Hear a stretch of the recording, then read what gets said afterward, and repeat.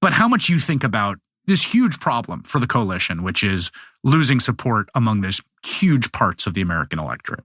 Yeah. Well, I'm glad you asked that, because it gives me the chance to share one of my favorite kind of underknown statistics about Indivisible, which is that we've actually got a really large rural caucus and a very, very significant rural organizing footprint. And if you think about it a little bit, like, it's actually for some pretty clear reasons, right? Because if you're in a metropolitan area, you probably know a lot of other Democrats. You probably know a lot of other liberals and progressives.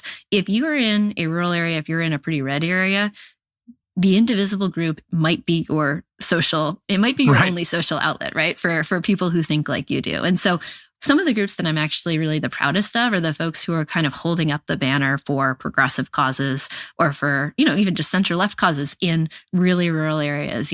They might not be doing organizing that we even think of as super partisan, but they'll be doing a campaign on why is the local hospital closing, or they will be running the town's gay pride parade. They'll be holding up some kind of, stand for liberal values, even in places that are pretty hostile to them. So I do think it's a problem, and I think it's a problem of significant underinvestment from the Democratic Party, from a lot of our own institutions, from, a broad sense of we need to do what is necessary to get to the electoral math for this cycle, as opposed to we need to do what is necessary to invest for the long term. Yeah. Recognizing that, in a lot of these places, are we going to win in the next cycle, even with a real investment? No, but actually it matters a lot if we're losing by, 20 points, or if we're losing by 30 points. And that's true in places that are, I think about our folks in rural Arizona, right?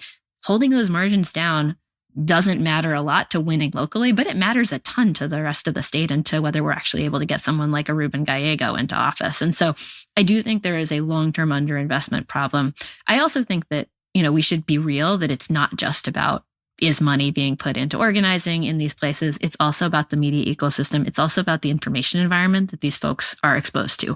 The closure of local papers, the shift to algorithm-driven social media, the dominance of Fox News in a lot of these places. It's not just about in person. It's also about the actual information that people are getting exposed to and how they're processing it.